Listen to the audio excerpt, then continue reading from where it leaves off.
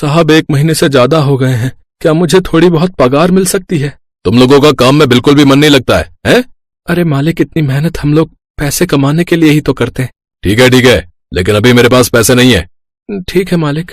इतना कहकर मंकू अपने मजदूर दोस्त राजेश के साथ वहाँ से चला गया।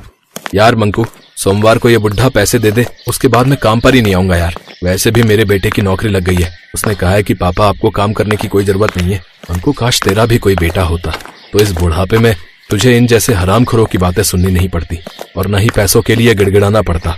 राजेश, बच्चों को इस लालच में पाल पोस कर बड़ा नहीं किया जाता कि बुढ़ापे में वो हमारी मदद करेंगे।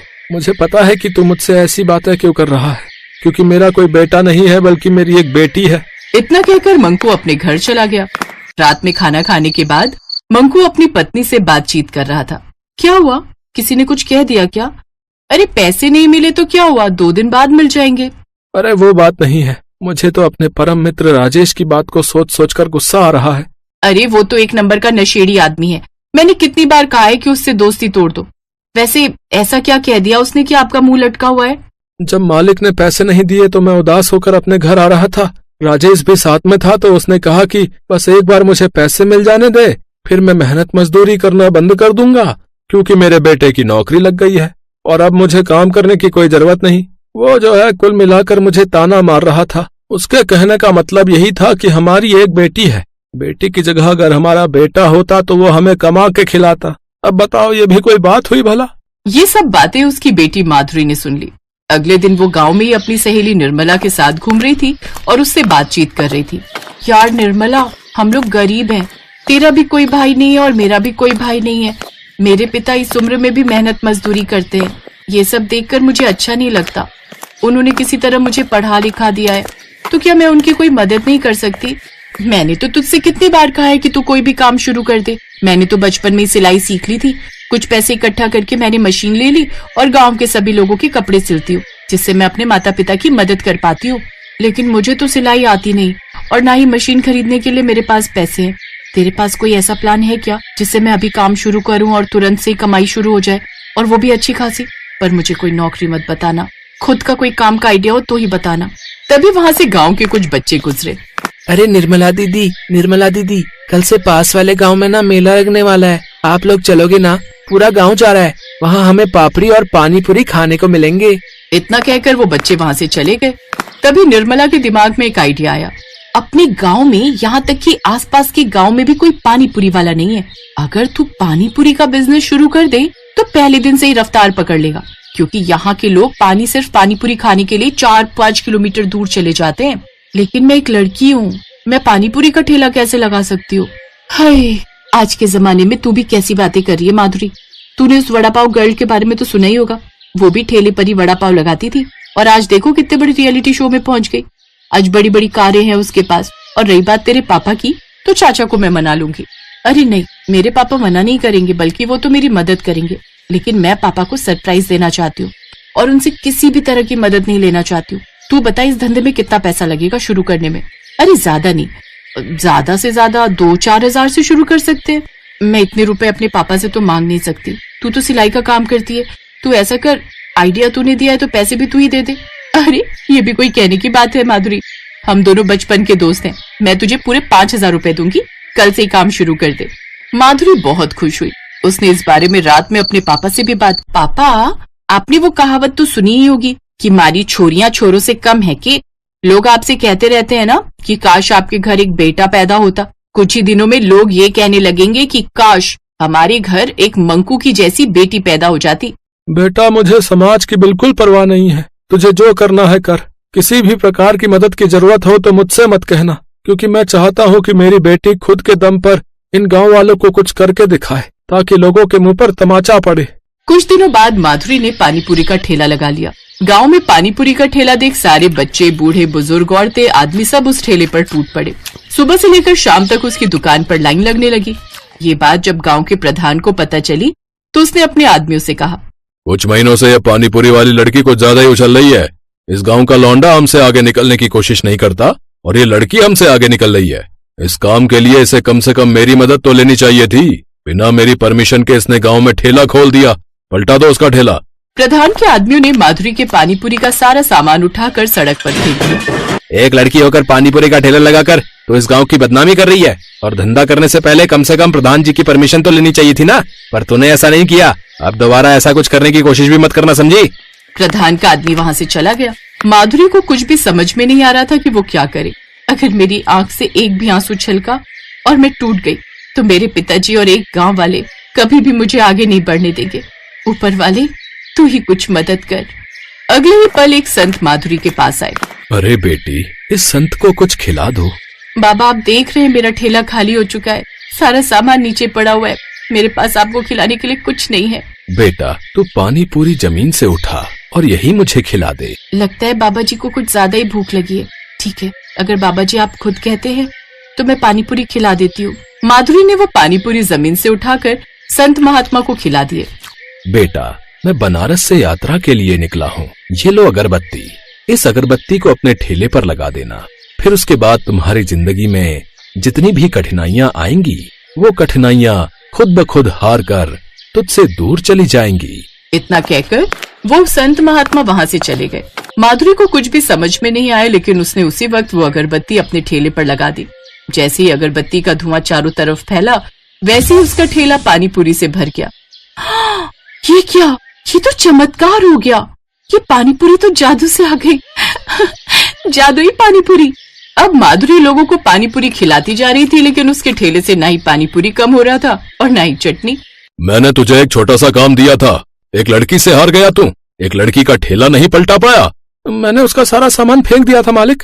पता नहीं ये सब कैसे हो गया। लगता है उसने पैसे तो बहुत ही कमा लिए थे, इसलिए उसने दोबारा सारा सामान भर लिया होगा। तुम सब लोग मेरे साथ चलो, देखता हूँ वो लड़की यहाँ पानी पूरी का ठेला कैसे लगाती है। माधुरी बहुत समझदार और चालाक तो थी ही। उसे पता था कि प्रधान या उसके आदमी नुकसान पहुंचाने के लिए जरूर आएंगे, इसलिए उसने कुछ हवलदारों को अपने ठेले से थोड़ी दूर पर छुपा रखा था। प्रधान अपने आदमियों के साथ वहाँ पर आया और जैसे ही उसके आदमियों ने ठेले को पलटने की कोशिश की, वैसे ही उनके आदमियों को हवलदारों ने गिरफ्तार कर लिया। प्रधान जी, आप और यहाँ मैं आपको पानीपुरी खिलाती हूँ। अरे घबराइए मत, मैं आपसे बिल्कुल पैसे नहीं लूंगी। माधुरी के इतना बोलते ही प्रधान के लालची दिमाग में एक आइडिया आया। अरे बेटा, कम से कम हमसे एक बार इजाजत तो लेनी चाहिए थी। चलो छोड़ो, हम तुम्हें इस गांव में पानी पूरी का बिजनेस करने की परमिशन देते हैं। प्रधान के कोटे से तुमको एक रेस्टोरेंट बनाने के लिए जमीन मुफ्त में दी जाएगी, लेकिन हर रोज मुझे, मेरे परिवार और मेरे आदमियों को मुफ्त में पानी पूरी खिलानी पड़ेगी। शर्त मंजूर है प्रधान जी, बस आप अपने वायदे को मत भूलना। सारे गांव वाले गवाह हैं। अगले दिन से प्रधान के सभी आदमी माधुरी के ठेले पर खड़े होकर पानीपुरी खाने लगे। एक महीना बीत गया और उसके सारे आदमी बीमार पड़ गए, क्योंकि माधुरी दिन भर संत बाबा की दी हुई अगरबत्ती जला देती थी, जिससे वो जादुई पानीपुरी खत्म ही नहीं हो रही थी, बल्कि बढ़ती जा रही। मैंने अपना वायदा पूरा किया। आप और आपके लोग जिंदगी भर पानीपुरी मुफ्त में खा सकते हैं। अब आप अपना वादा पूरा कीजिए। प्रधान ने वो जमीन माधुरी के नाम कर दी। काश मंकू की बेटी जैसी हमारी भी एक बेटी होती। सोनपुर गांव में केशव नाम का एक गरीब मजदूर रहता था। मजदूरी का काम मिल जाए तो परिवार का पेट भर जाए, नहीं तो परिवार रूखी सूखी खाकर ही सो जाता था। एक दिन, सुनो जी, तुम एक काम क्यों नहीं करते? इस गांव में तो कोई काम मिलने से रहा। तुम वो पहाड़ी के पार वाले गांव में भी तो जाकर कोई काम ढूंढ सकते हो, शायद कोई काम मिल जाए। पर कमला, उस पहाड़ी का रास्ता बहुत खराब है, ज्यादातर सुनसान ही रहती है पहाड़ी। पर कुछ तो करना पड़ेगा जी, बच्चों को कब तक रूखा सूखा खिलाते रहेंगे? कोशिश तो करनी ही पड़ेगी ना जी। ठीक है कमला, मैं कल सुबह ही दूसरे गांव के लिए निकल जाऊंगा, ठीक है, ताकि समय से वापस आ सकूं। कमला अगले दिन केशव को कुछ भुने चने और गुड़ बांध कर देती है। सुनो, ये कुछ भुने चने और गुड़ लेते जाओ, रास्ते में भूख लगेगी तो खा लेना। केशव मजदूरी करने के लिए दूसरे गांव निकल पड़ता है। वो उस पहाड़ी के रास्ते चलता जाता है। आधे रास्ते चलने पर केशव थक जाता है। वो सोचने लगता है, थोड़ी देर यहीं इस पेड़ के नीचे आराम कर लेता हूँ, फिर आगे बढ़ूंगा। अरे कमला ने ये भुने हुए चने और गुड़ दिया था, थोड़े खाकर भूख मिटा लेता हूँ। केशव जैसे ही चने और गुड़ खाने लगता है, एक चींटी उसके पास आती है। भैया, क्या थोड़े से गुड़ और चने मुझे दे सकते हो? मैं और मेरी बहनें भूखी हैं। हमने बहुत दिनों से कुछ नहीं खाया है। तुम्हारी बड़ी मेहरबानी होगी। हाँ हाँ, ये लो। तुम इन गुड़ और चनों से अपना और अपनी बहनों का पेट भर लो। चींटी खुशी खुशी वो गुड़ और चने अपनी बहनों को खिलाती है। जैसे ही चींटियां गुड़ और चने खाती हैं, देखते ही देखते वो सब सुंदर परियां बन जाती हैं। केशव ये सब देखकर हैरान रह जाता है। शुक्रिया रागीर, आज तुम्हारी वजह से हम श्राप से मुक्त हो गई। हम परीलोक से धरती पर घूमने निकली थी। इस पेड़ के नीचे एक महात्मा भोजन कर रहे थे। हमने भूल से उनके भोजन में कंकड़ फेंक दिए, जिससे उन्होंने हमें चींटी बना दिया और श्राप दिया कि जब तक कोई राहगीर हमें भोजन नहीं देगा, हम अपने असली रूप में नहीं आ पाएंगी। पर तुम इस पहाड़ी पर कैसे? यहाँ तो कोई नहीं आता जाता। केशव परियों को सारी आपबीती सुनाता है, जिसे सुनकर परियां भी बहुत दुखी होती हैं। वो केशव से कहती हैं, तुम चिंता मत करो केशव, तुमने आज हमारी सहायता की है, इसलिए हम भी बदले में तुम्हें कुछ देना चाहते हैं। ये जादुई चूल्हा है, इस पर बर्तन रखते ही ये जल उठेगा और तुम जो भी कुछ खाने को मांगोगे बर्तन में पक जाएगा। मैं तुम्हें एक मंत्र बताती हूँ। जैसे ही तुम एक थी दुल्हन एक था दूल्हा, बंद हो जा जादुई चूल्हा बोलोगे, चूल्हा खाना पकाना रोक देगा। केशव को जादुई चूल्हा देकर परियां अपने लोक में वापस चली जाती हैं। केशव वो चूल्हा लेकर खुशी खुशी घर वापस आ जाता है। अरे, तुम तो बहुत जल्दी वापस आ गए, और ये चूल्हा कैसा? अरे कमला रुको, मैं तुम्हें एक जादू दिखाता हूँ। तुम एक पतीली लेकर आओ। हाँ। कमला एक खाली पतीली लेकर आती है। केशव पतीली को जादुई चूल्हे पर रखता है और चूल्हा जल उठता है। केशव दाल बोलता है और पतीली दाल से भर जाती है। केशव एक एक करके चूल्हे पर बर्तन रखता जाता है और मिनटों में सारा खाना बनकर तैयार हो जाता है।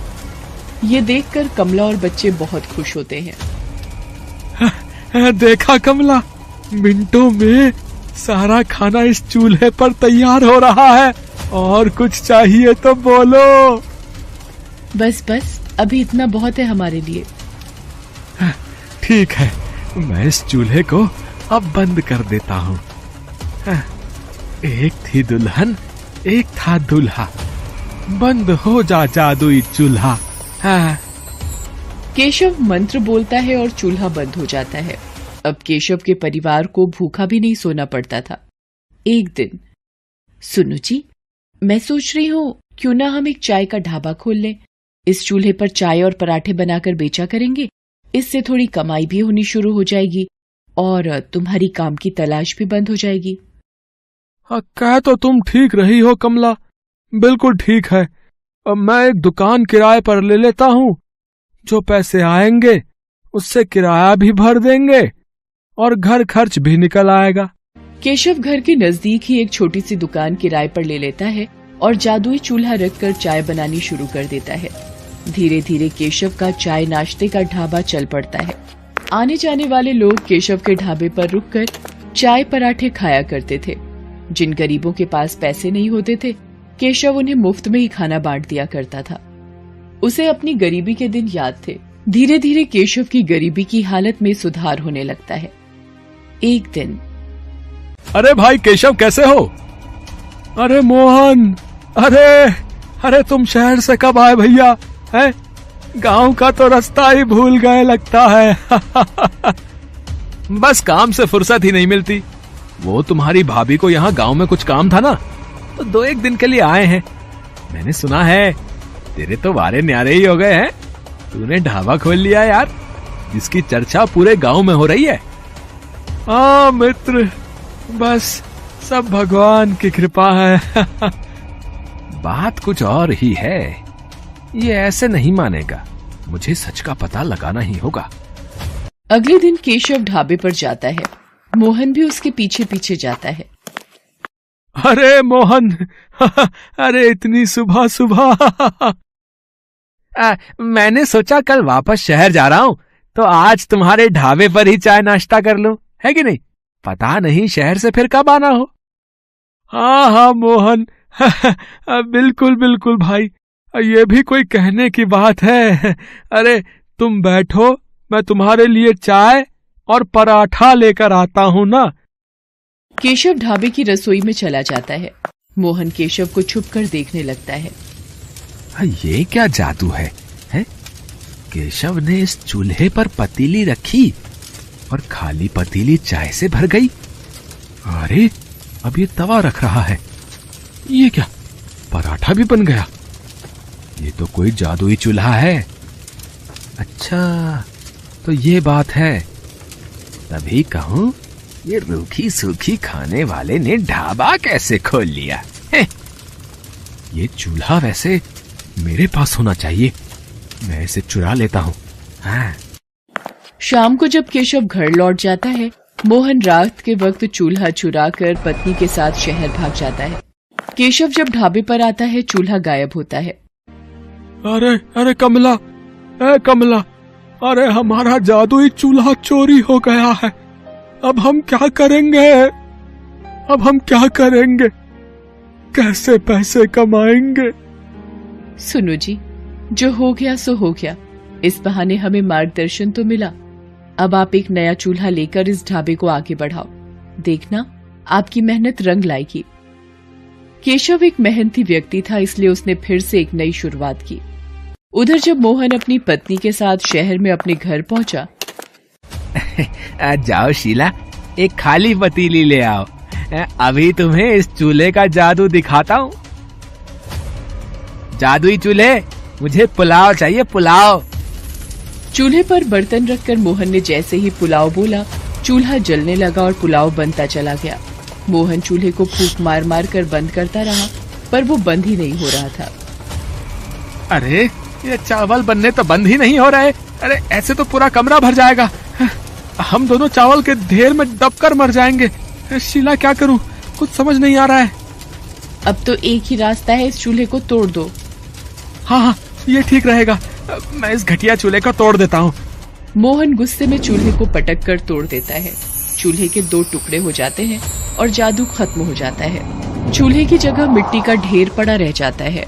केशव को जादुई चूल्हे की मदद से काम मिल जाता है और वो मेहनत से पैसे कमाने लगता है, जबकि मोहन के हाथ में आकर जादुई चूल्हा मिट्टी हो जाता है। किस्मत भी उनका ही साथ देती है जो ईमानदार और नेक दिल होते हैं। चोर और मक्कार व्यक्तियों के हाथ सदा ही खाली रह जाते हैं। Best buddies. Hello friends, thanks for watching this video. अगर आपको ये वीडियो पसंद आया है तो प्लीज लाइक, सब्सक्राइब, कमेंट्स करें इस वीडियो पर, और हाँ, शेयर करना भी ना भूलें। और भी मजेदार वीडियो देखने के लिए नीचे दिए गए बेल आइकॉन को दबाएं। देखते रहिए बेस्ट बडीज।